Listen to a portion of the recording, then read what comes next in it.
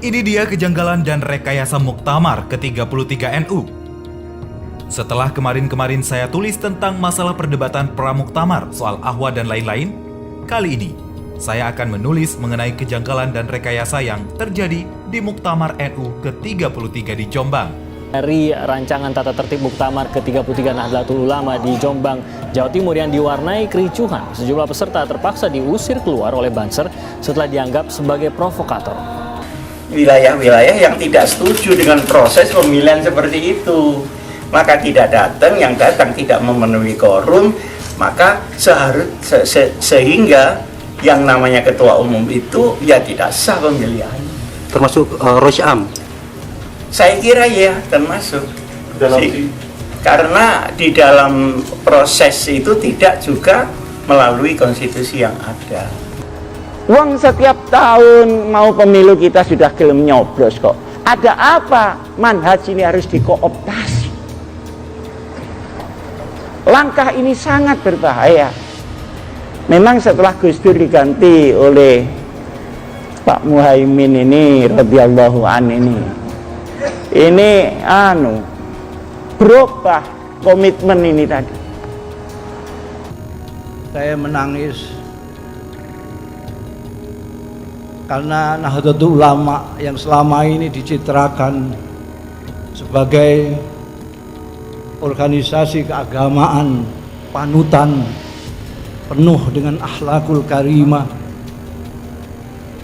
yang sering mengkritik praktek-praktek tidak terpuji dari pihak-pihak lain, ternyata digambarkan dalam media massa begitu buruknya.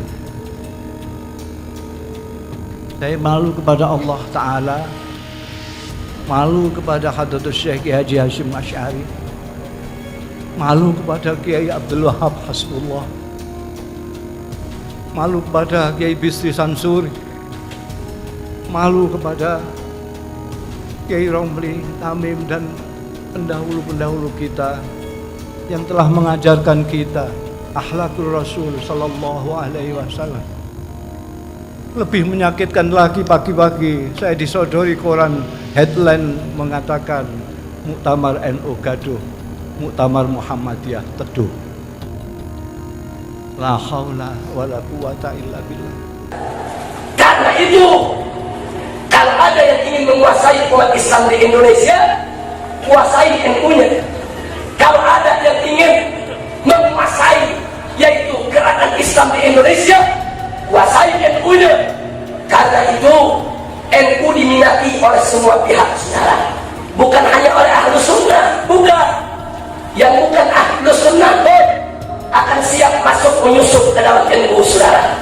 Karena yang lain-lain itu sudah ruhul jihadnya sudah menurun terus. Ada apa-apa itu diem saja. Alasannya istiqomah. Jadi Nahdlatul Ulama itu kan bangkit, kok berubah menjadi Sukutul Ulama, itu bagaimana? Sebentar lagi Naumul Ulama.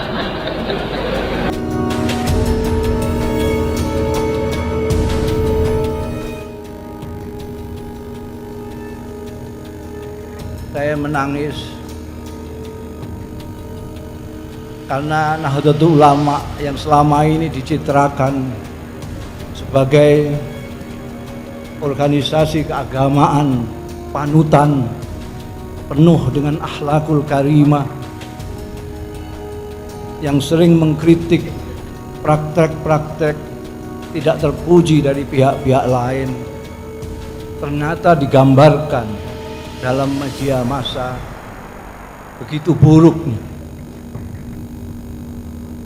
Saya malu kepada Allah Ta'ala, malu kepada Hadratus Syekh Haji Hashim Asy'ari, malu kepada Kiai Abdul Wahab Hasbullah, malu kepada Kiai Bisri Sansuri, malu kepada Kiai Romli Tamim dan pendahulu-pendahulu kita yang telah mengajarkan kita akhlakul Rasul sallallahu alaihi wasallam. Lebih menyakitkan lagi, pagi-pagi saya disodori koran headline mengatakan Muktamar NU gaduh, Muktamar Muhammadiyah Teduh. La haula wala quwata illa billah. Saya mohon sekali lagi kita membaca suratul Fatihah dengan ikhlas. Kita sampaikan kepada junjungan kita Nabi Muhammad sallallahu alaihi wasallam dengan mengharap syafaatnya pada keluarganya, sahabat-sahabat, tabi'in, tabi'ut tabi'in, ulama amilin, aulia salihin, dan ulama-ulama, khususnya ulama Nahdlatul Ulama, dan wabil khusus Rais Am yang membuat saya menjadi punya posisi yang seperti ini, Kiai Haji Muhammad Sahal Mahmud.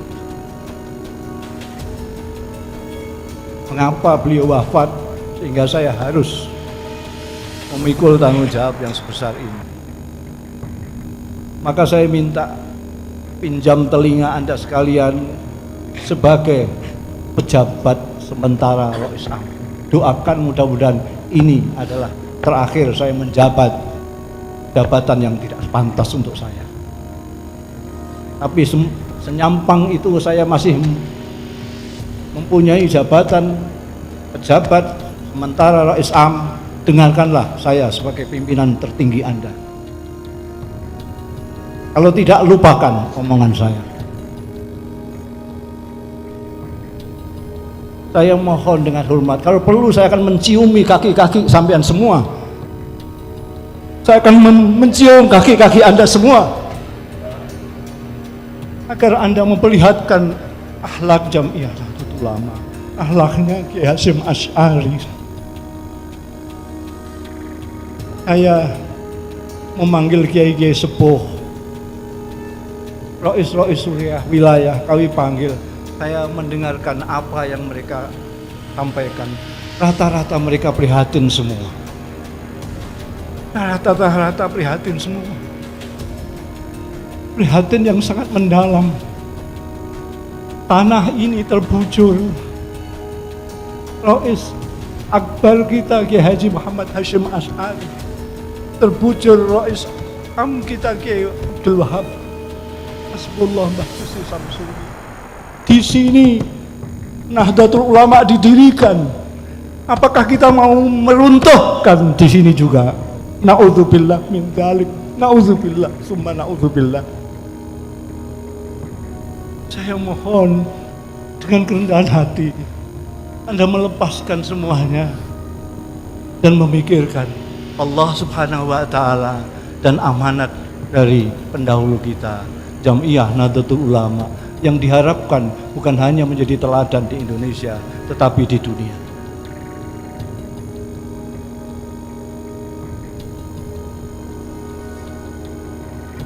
Jadi setelah mempelajari situasi, maka para kiai-kiai yang berkumpul sampai tadi siang, di samping menyampaikan keprihatinan, menyampaikan beberapa poin yang perlu untuk dijadikan pedoman pembahasan selanjutnya. Yang pertama, cuma sedikit yang kita sepakati sebagai solusi supaya kita tidak menjadi seperti sidang di Senayan. Pertama, apabila ada pasal yang belum disepakati dalam tata tertib muktamar tentang pemilihan Rais Am dan tidak bisa diputuskan melalui musyawarah mufakat, maka akan dilakukan pemungutan suara oleh para Rais Suriah. Oleh para Rais Suriah. Karena ini khusus Rais Am, tentang ketua umum segala macam sama dengan di ADRT. Ini juga di ADRT. Di ADRT disebutkan di dalam pasal 41 ayat 1, kalau bisa dilaksanakan musyawarah mufakat. Kalau tidak bisa, baru dilakukan pemungutan suara. Kalau nanti antara Anda sekalian yang berpihak A dan B tidak bisa disatukan lagi, mungkin karena sudah masing-masing a priori Maka saya dengan para kiai membuat solusi, kalau bisa musyawarah sampai sepakat, kalau tidak maka dilakukan pemungutan suara, dan itu bunyi ADART kita. Tapi karena ini urusannya adalah urusan memilih Rais A, jadi cara berpikir para kiai dan saya adalah kiai-kiai akan memilih pemimpin kiai, kiai-kiai akan memilih imam kiai. Karena itu solusi yang ditawarkan tadi adalah kalau memang tidak bisa dilakukan mufakat, musyawarah mufakat, maka akan diadakan pungutan suara oleh rois-rois. Dan tata tertib yang sudah disepakati perlu segera ditetapkan. Ini yang bisa saya lakukan sebagai penanggung jawab muktamar ini. Kalau ini Anda tidak sepakati juga, karena Anda memandang saya hanya Mustafa Bisri, saya akan terima dengan baik, dengan kerendahan hati. Tapi tolong, saya mendapat amanat dari Allah karena saya mendapat kecelakaan menjadi wakilnya Kiai Sahal, sehingga ketika Sahal diambil oleh Allah, saya harus menjabatnya sebagai Rais Am sementara. Doakan mudah-mudahan saya hanya sekian saja untuk menjadi Rais Am. Tapi yang saya sampaikan betul-betul saya mengharap Anda perhatikan sebagai saya pejabat Rais Am. Kalau tidak, maka apa gunanya saya sampean kasih pejabat Rais Am segala macam. Lepaskan saja saya supaya saya jadi makhluk biasa, warga Nahdlatul Ulama biasa. Demikian, saya mohon maaf yang sebesar-besarnya. Saya sejak semalam belum tidur, bukan apa-apa, karena memikirkan Anda sekalian.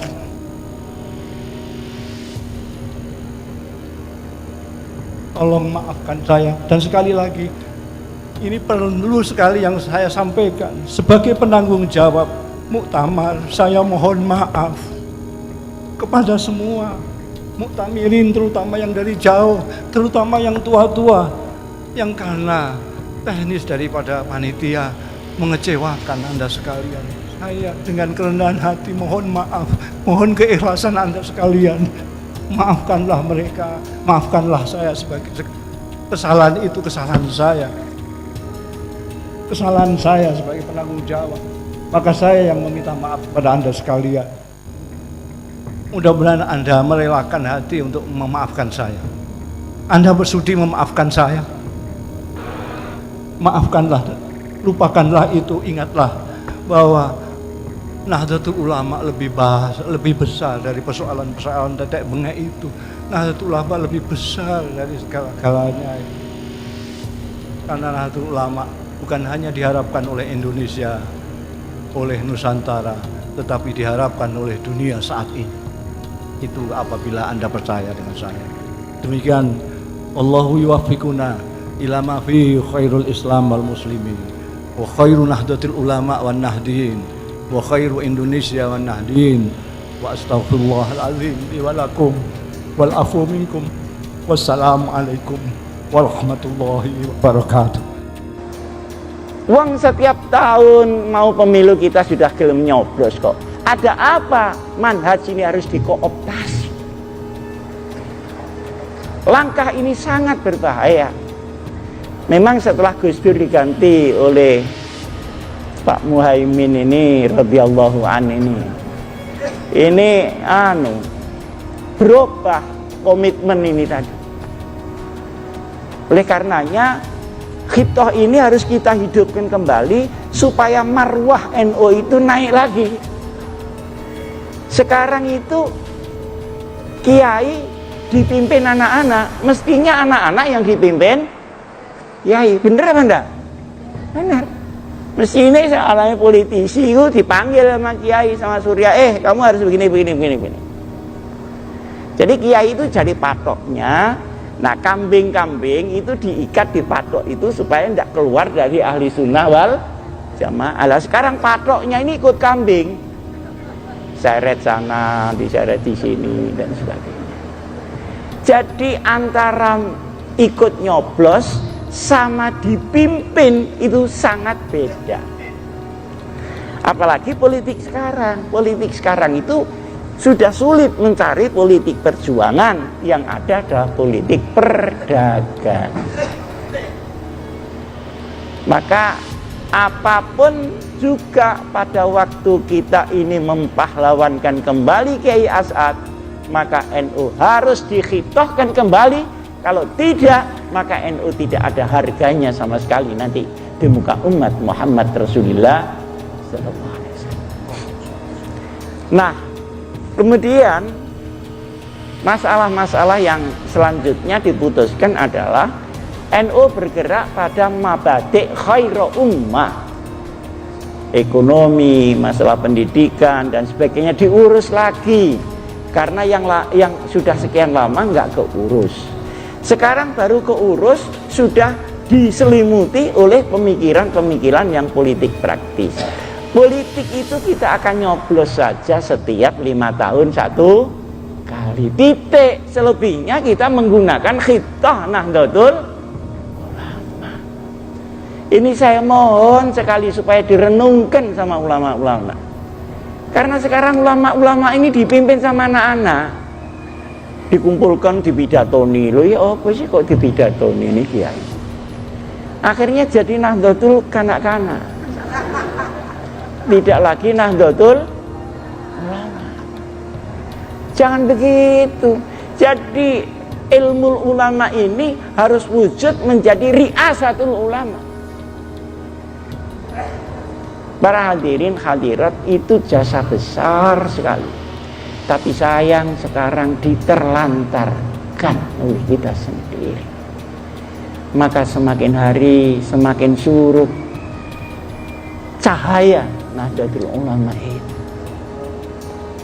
Sama ormas lain ribut gegeran, omongnya sesuai dengan tanggalnya, perjalanannya kemana ndak ada relnya.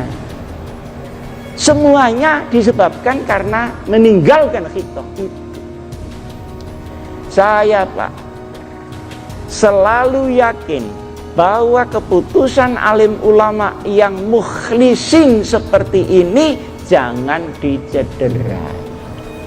Dulu ulama membuat NU itu dengan tirakat, dengan puasa.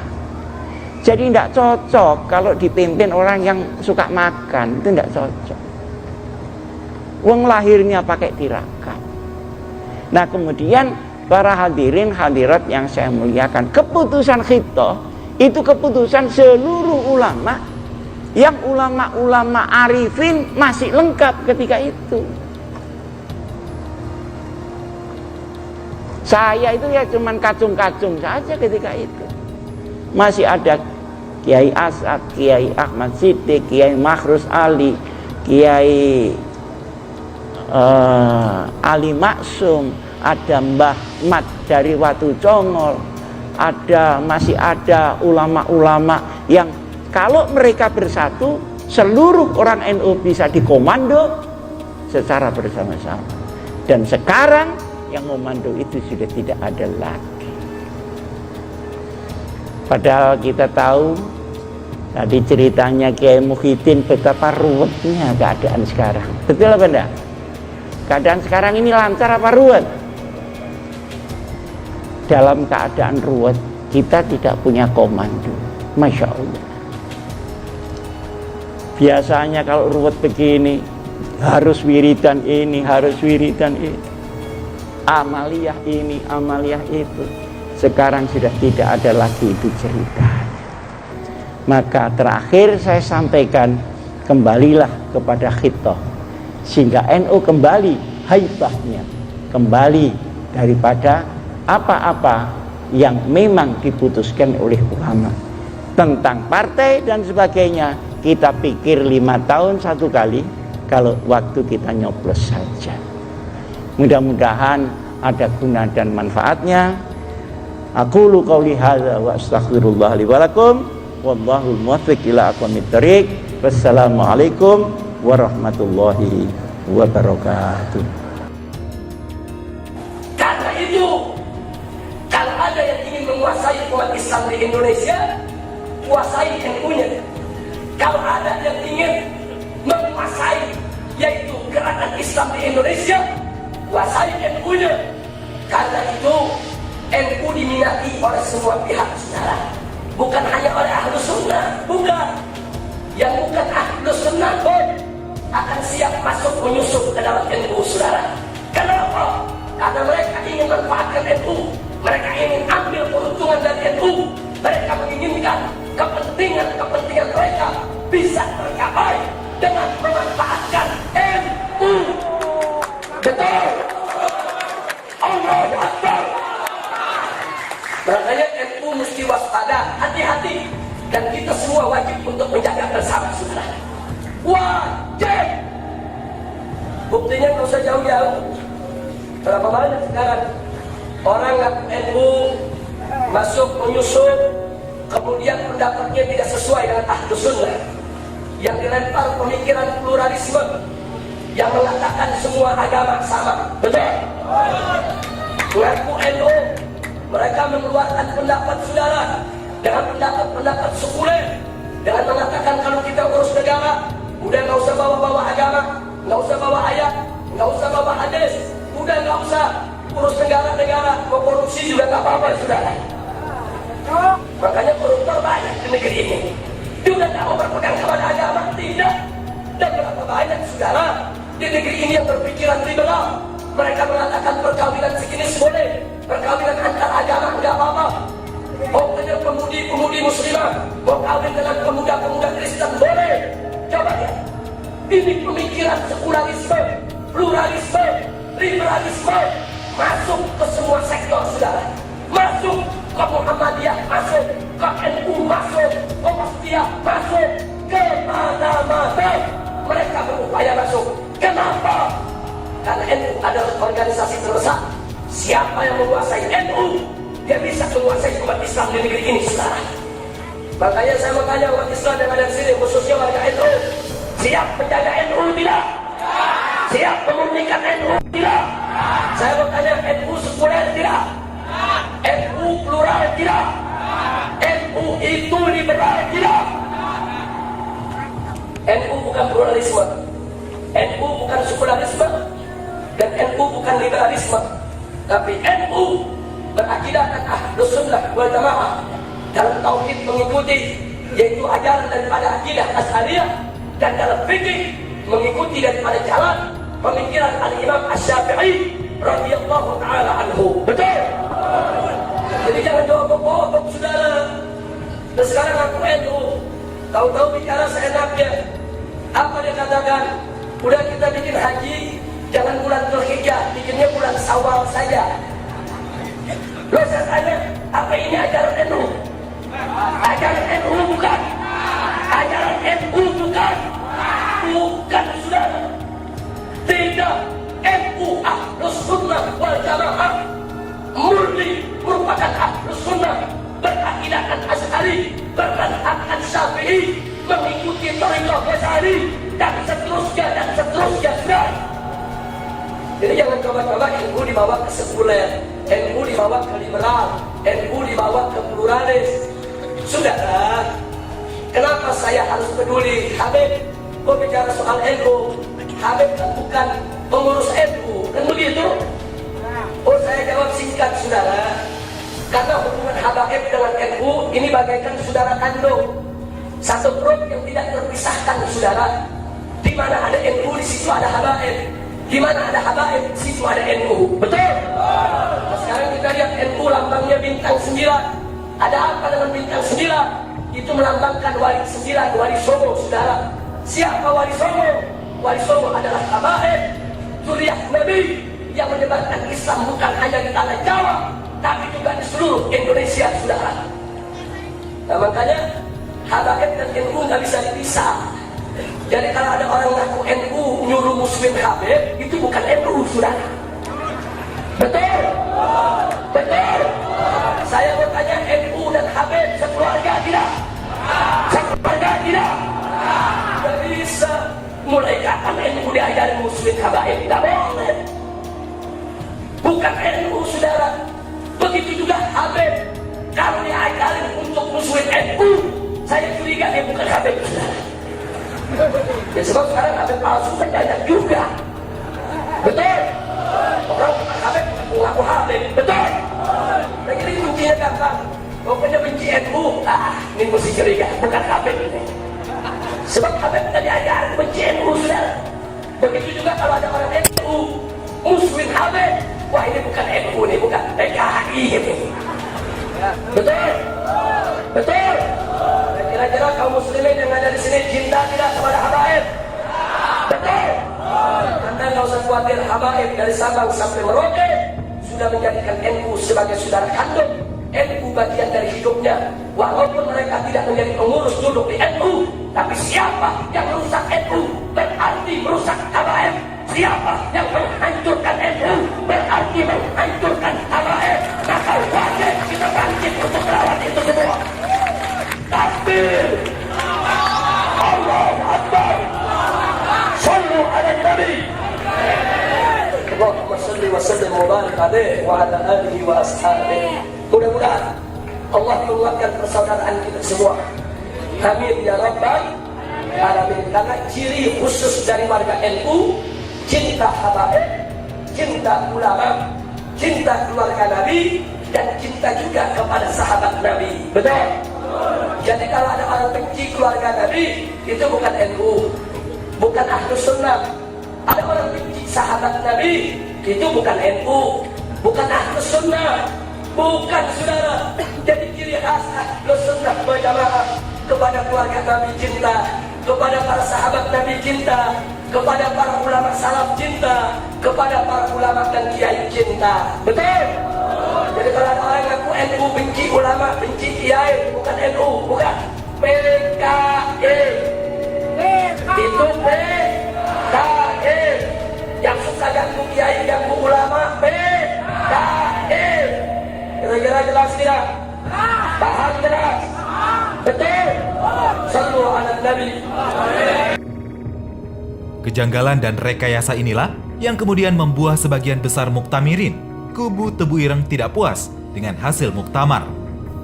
Tulisan ini saya sarikan dari obrolan dengan banyak muktamirin yang saya kenal. Selamat membaca. Terdapat bias persepsi dan opini bahwa seolah-olah informasi yang menyebutkan bahwa muktamar berjalan diwarnai kericuhan, rekayasa dan manipulasi adalah bohong belaka. Padahal setiap panitia, pengurus NU, peserta muktamar atau siapapun yang berada di sana akan dengan kasat mata melihat dan merasakan berbagai kejanggalan itu. Semua yang ditulis di sini merupakan fakta seputar kejanggalan pada tahapan muktamar yang bisa dibuktikan atau ditanyakan kepada pelaku maupun korban muktamar. Sudah menjadi rahasia umum dan pengetahuan bersama bahwa perjalanan muktamar memang penuh rekayasa. Sayangnya, sebagian pihak termasuk mantan Rois Am Gusmus mungkin tidak mengetahui ini secara utuh, atau tidak bersedia mengungkapkannya secara terbuka, atau ada misinformasi yang beliau terima, meskipun beliau sudah menyatakan akan meminjam mata dan telinga muktamirin untuk mengamati kondisi muktamar. Kalau Al-Mukarram Gusmus belum sepenuhnya melihat kejanggalan muktamar, maka diharapkan Gusmus lebih banyak meminjam mata dan telinga peserta muktamar. Masalah tersebut tidak akan selesai dengan kerelaan Gusmus mencium kaki muktamirin, karena yang perlu dilakukan adalah dengarkanlah testimoni mereka dan kajilah pengakuan mereka. Sehingga permasalahan muktamar benar-benar akan menjadi terang benderang dan jernih sejernih kristal. Di sela muktamar, Kiai Haji Said Akil dan para pengurus lain dari kubunya juga menyatakan di media bahwa muktamar berjalan dengan baik. Tidak ada kericuan, tidak ada rekayasa, dan berjalan sesuai aturan. Pertanyaannya, aturan yang mana? Sikap tersebut jelas berbeda dengan pernyataan dan tindakan sejumlah mantan pengurus PBNU periode 2010-2015 yang memiliki kejernihan berpikir dan objektivitas dalam bersikap. Setidaknya, itu ditunjukkan oleh Khatib Am Kiai Haji Malik Madani yang turun tangan mengatasi masalah dan menganggap muktamar kali ini sebagai muktamar yang paling amburadul sepanjang sejarah perjalanan NU. Sikap objektif dan terbuka juga disampaikan Kiai Taswuf yang biasanya irit bicara, yakni mantan Rois Suriah Kiai Haji Afifuddin Muhajir, yang menyatakan proses muktamar yang jujur tidak perlu diakui hasilnya. Sekaligus ia mempertanyakan tema muktamar yang mengusung peradaban, namun pelaksana-pelaksana muktamar jauh dari adab tersebut. Berikut sejumlah kejanggalan dan rekayasa yang mewarnai perjalanan muktamar. Semuanya jelas dan faktual, insya Allah tidak ada fitnah. Semua perlu diungkapkan agar tidak ada dusta di antara kita. Ihwal pemaksaan ahwa. Telah terjadi upaya pemaksaan penerapan ahlul halli wal akdi dengan segala cara yang menabrak aturan organisasi, di mana ahwa tidak diatur dalam AD atau ART NU dan hanya dilegitimasi secara paksa oleh Munas NU 14 Juni. Padahal, Munas pun merupakan forum di bawah muktamar yang tidak bisa merubah AD, ART dan sebatas memiliki kewenangan membahas masail diniyah. Telah terjadi pembelokan opini bahwa ahwa seolah-olah merupakan resep ampuh warisan ulama yang mujarab, terutama untuk menghindari politik uang karena disebut menghindari voting. Padahal, ahwa yang sekarang ini dipaksakan pada prakteknya hanyalah modus untuk menggolkan kepentingan status quo. Karena mekanisme pemilihan anggota ahwa juga dipilih secara voting tertutup, yang dipaksakan kepada peserta muktamar dan diserahkan pada saat registrasi dan kemudian akan dilakukan tabulasi tersendiri. Kedua, orang-orang yang dianggap pantas sebagai calon anggota ahwa sudah ditentukan sebelumnya oleh panitia secara subjektif dengan cara memasukkan nama tertentu dan menafikan nama yang lain. Proses pendaftaran. Telah terjadi praktek penjegalan status kepesertaan oleh panitia muktamar yang dikendalikan sebagian elit PBNU dengan cara melakukan diskriminasi peserta PWNU, PCNU, PCINU yang secara sadar menolak ahwa. Menolak ahwa diperlukan secara tidak adil dan dizolimi dengan tidak diakui sebagai peserta muktamar. Dibuktikan dengan pemberian tanda pengenal sementara yang hanya diperuntukkan acara pembukaan. Anehnya lagi, setiap peserta yang menyatakan menolak ahwa akan diberi kode TA, baik di dokumen kwitansi pembayaran uang registrasi maupun tanda pengenal.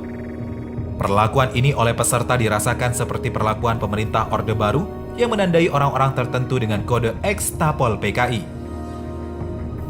Telah terjadi perilaku kurang terpuji seorang anak muda yang menduduki jabatan Khatib Suriah PBNU, Yahya Tasakuf, yang kebetulan adalah keponakan pejabat Rois AM, terhadap Khatib AM Kiai Haji Malik Madani yang telah secara benar dan tegas menyatakan bahwa tidak boleh ada perilaku diskriminatif status kepesertaan terhadap PWNU, PCNU pada saat registrasi.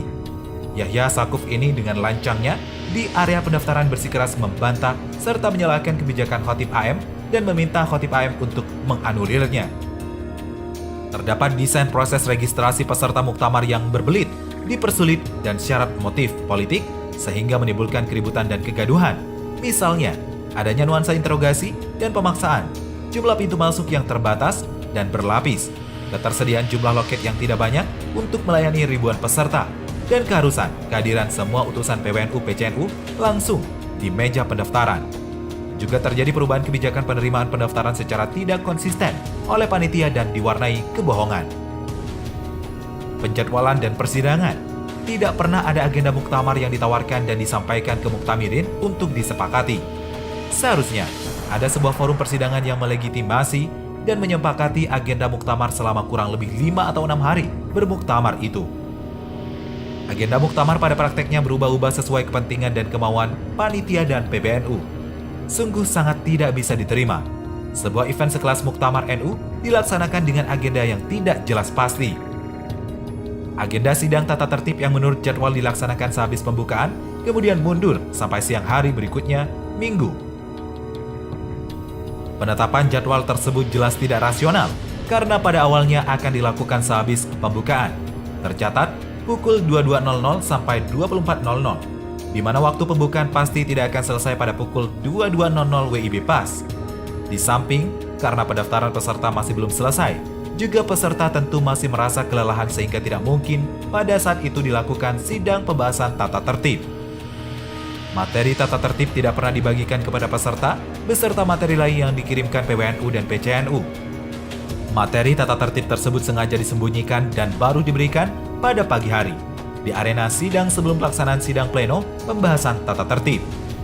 Pada saat pembahasan sidang tatip, terjadi deadlock, terutama ketika memasuki pembahasan pasal 19, yakni soal mekanisme pemilihan Rois AM dan Ketua Umum yang menyebutkan soal Ahlul Halli wal Aqdi atau ahwa. Pada draft yang dibagikan mendadak itu, tertulis pemilihan Rais AM. Deadlock inilah yang kemudian sampai hari berikutnya belum usai, sehingga Rois AM Gusmus tampil di meja pimpinan sidang dan menyampaikan pidato yang mendayu. Karena pidato beliau itu, ketegangan antara pro dan penolak ahwa mereda, dengan kesimpulan bahwa jika tidak terjadi kesepakatan tentang tata cara pemilihan Rois AM, maka dikembalikan kepada pemungutan suara oleh para Rois Syuriah, sebagaimana diatur dalam AD atau ART. Itulah isi pidato beliau yang dipersepsikan pemilihan Rois AM kembali kepada AD ART karena tidak terjadi kesepakatan antar muktamirin tentang hal tersebut. Seharusnya dengan pidato ini, maka sistem ahwa tidak bisa diberlakukan lagi untuk Muktamar ke-33 Jombang. Sampai-sampai, berbagai media sudah menulis judul yang menyebutkan bahwa sistem ahwa tidak dipakai. Dan Nada juga yang menulis dengan judul sistem ahwa ditanggalkan. Terdapat juga pelarangan terhadap Rois Syuriah yang asli untuk masuk ruang sidang karena disebutkan sudah ada perwakilannya. Mungkin Rois Syuriah palsu. Karena penuh rekayasa itulah, maka voting yang janggal itu dimenangkan oleh kubu pro ahwa, sebagaimana diprediksikan sebelumnya. Sungguh pun demikian, ada pihak yang menganggap voting berjalan demokratis, sementara sebenarnya penuh rekayasa. Di sisi lain, pada Komisi Organisasi Sub Tanfidziyah, jelas disepakati bahwa pelaksanaan AD/ART yang baru, termasuk di dalamnya soal ahwa, akan diberlakukan pada Muktamar ke-34. Jelas dinyatakan demikian dari sebuah kesepakatan yang diketok palu sidang, namun hal itu diabaikan. Pada sidang Komisi Organisasi Sub Syuriah ini, juga terjadi insiden baku pendapat antara Kiai Haji Malik Madani dan Nusron Wahid. Waktu itu Kiai Haji Malik bersikukuh bahwa kehadiran Syuriah pada forum tersebut mewakili kelembagaan Syuriah, bukan persoalan Rois Syuriah. Sehingga kalau ada Rois Syuriah yang tidak hadir, maka dapat diwakilkan oleh wakil Rois Syuriah sepanjang ada surat kuasa atau mandat. Namun, Nusron bersikukuh bahwa Rois Syuriah yang tidak bisa hadir langsung, termasuk karena sakit, tidak bisa diwakilkan. Padahal diketahui banyak Rois Syuriah penolak ahwa yang berhalangan hadir karena uzur. Inilah juga sebab voting ahwa dimenangkan oleh kubu pemaksa ahwa.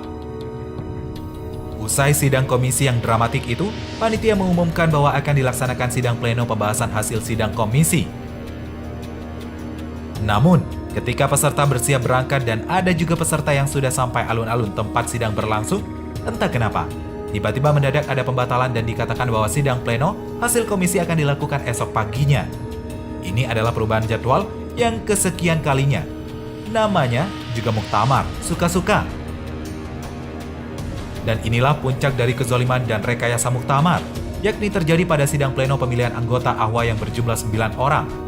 Katakanlah penolak ahwa sudah mengalah untuk menerima mekanisme ahwa, sehingga yang seharusnya dilakukan adalah pemilihan 9 anggota ahwa oleh Syuriah PWNU dan PCNU yang sudah diverifikasi untuk masuk ruang sidang selama hampir 2 jam. Caranya adalah setiap Syuriah PWNU dan PCNU menulis 9 nama yang akan ditabulasi secara terbuka. Itu seharusnya. Tapi apa yang terjadi? Tiba-tiba pimpinan sidang mengumumkan 9 anggota ahwa tanpa melibatkan pemilihan oleh Rois Syuriah PWNU dan PCNU. 9 anggota ahwa itu diklaim ditabulasi dari peserta muktamar saat pendaftaran. Disebutkan bahwa sejumlah 358 PWNU dan PCNU telah mengusulkan anggota ahwa melalui isian formulir saat pendaftaran.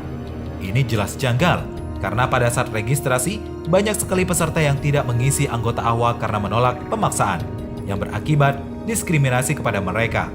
Kedua, tabulasi itu dilakukan secara tertutup.